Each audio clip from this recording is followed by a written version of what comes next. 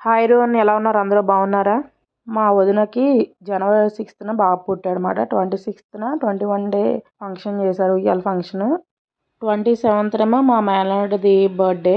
ఆవేళ mid night 12కి cake cut చేశారు.